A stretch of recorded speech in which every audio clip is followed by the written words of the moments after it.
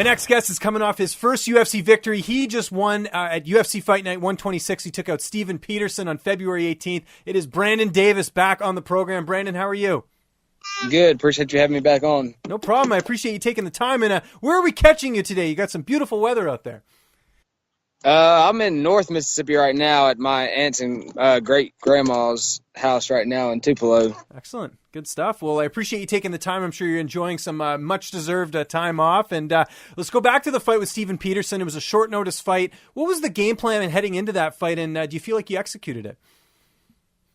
The game plan was the same game plan for everybody. Come out there and try to keep it standing and beat him up and hope that he doesn't try to run. And if he did, I had something for that.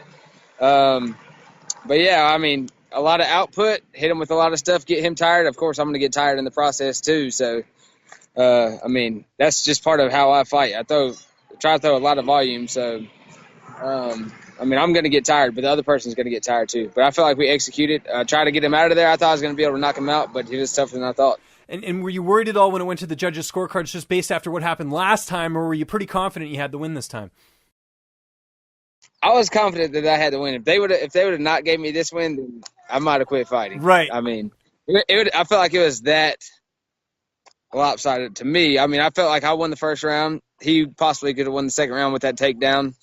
And I knew that I won the third round. There's no doubt in my mind. But if they would have gave that to him, I mean, I don't know how they would have justified it. Yeah, no, I agree with you there. So when they call your name, they say Brandon Davis, he's won the fight. What's going through your head? I mean, this is, years of hard work put in, and you finally get your first UFC victory. Man, this is where I've always wanted to be. It was even better.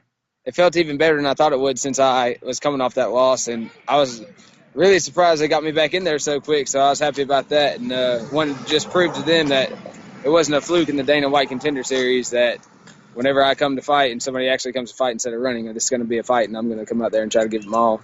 How'd you celebrate after the fight that night? Oh, we went to 6th Street and got super wasted. Good stuff. What was like the first cheat meal you had? What was the first food you got to enjoy? Or was it just straight to the booze?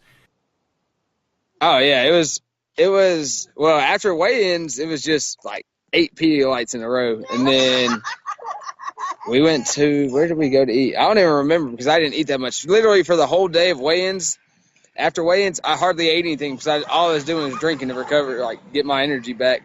And I was like, man, I need to start eating or else I'm not going to have any energy. So I made sure I started getting some carbs in then. But yeah, after the fight, since our hotel didn't have refrigerators, we went out before the fight and bought like 3 cases of Bud Light and Budweiser, and then filled up the bathtub with ice and put them all in there. So when we got back, they'd all be super cold and Smart everything. thinking. So that's exactly what we did. Yeah, you got your priorities straight. We actually got a picture of it.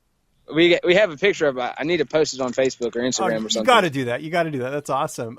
So obviously you're taking some time off a little bit. When are you looking to get back in the gym and start, really getting back to training? Oh, I was already training back on Tuesday. I was back at training on Tuesday. Yeah. I just decided that this week I didn't have that many. I only have like 6 classes to cover this week. So I got people to cover those so I can take my son up here to see my great grandma and everything. She hadn't seen him in a couple of years. And, I was going to go see a buddy out in Florida, but that kind of fell through, so I'm just going to spend a little more time with my son and then go right back to training.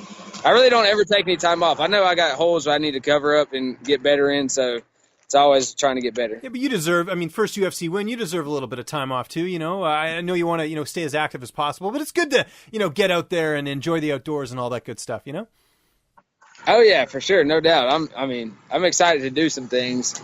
We got one of my sponsors has like a golf tournament coming up in Michigan in June, and we're going to go to that. And then they're taking me out to Canada for a fishing trip. So, oh, nice. Where in Canada are you going? Ontario. Oh, okay, awesome. Whereabouts? I couldn't tell you. That's all they told me. Okay, they said Ontario because I live in Ontario. I live in Toronto actually. So, all right. I'll ask him and I'll get back to you with that. But they just told me they're going to fly me out to Michigan. We're going to drive up there and then go fishing for about a week and come back. Good stuff, man. When would you like to fight? Have you sort of mapped that out yet as far as when you want to get back in the cage? I'm down to get back in whenever. I don't like to take too much time off. I doubt they want to see me back in there again. They're like, man, we've seen this kid fight twice in 1 month. I doubt they want to see me again anytime soon. But as soon as they want to get me back in there, I'm fine. If they want to take some time, I'm fine with that too. Because like I said, I know I need to get better in certain places, but I can also do that during the training camp. So, did the UFC say anything to you after this win? Because it was a very entertaining fight, and again, I don't think they would have given you the short notice fight if they don't like watching you fight. No, they didn't say anything to me. I went up to Sean Shelby at weigh-ins, and I was like, man, I appreciate you giving me this fight. I know y'all just took it. He's like, no, man. He said, you didn't hardly get hit the last fight, and it was more of a track meet. So I was like, yeah, I appreciate that. And I talked to Mick Maynard after the fight, and I was like, I appreciate it. He said the same thing, and then that was all. I haven't talked to him since. So who do you want to fight next? The featherweight division's a bit interesting right now. Is there anyone in particular you have your eye on?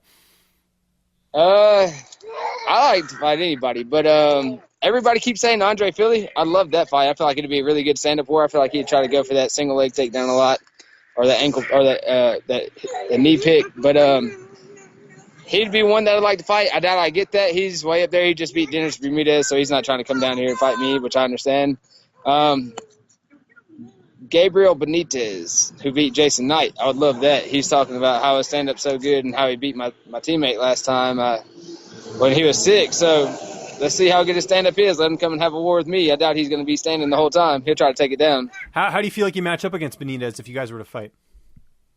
Great. All I have to do is check an inside leg kick, and then that's all he has. Yeah, fair enough. Good stuff. Last question for you here. Are you watching any TV right now, on this trip, or is it just purely just, being outside? On the trip up there? Yeah, are you guys watching any TV? Like since you've been off your fight, have you been catching up on any TV, or has it just been, hanging out?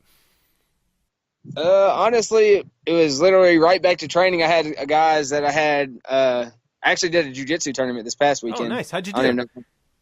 I ended up getting second. Nice. I don't even know if I'm allowed to do that. But I was in expert division, so we had black belts and everything in there as well. So I ended up getting second in that.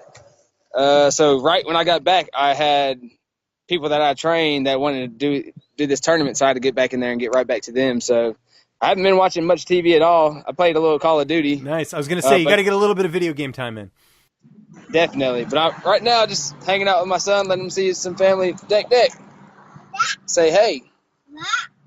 That's awesome, man. But that's about all I'm doing right now. Good stuff, man. Well, enjoy the time up, up with family and everything. It's well deserved. And again, congratulations on the win. Just remind people where they can find you on social media, and if you got any sponsors or shout outs, the floor is yours. You can find me on Twitter and Instagram at Brandon Davis UFC. Facebook, Brandon Killer B Davis. I want to say it has UFC at the end of that. I don't get on there that much, so. But my sponsors, Neo Life, they're my physical therapists. They always get me hooked up after fights and before fights. Receptra, my CBD oil company, like I said before, their CBD oil helps my joints out a lot, especially my knees, since I do so much jiu-jitsu and training.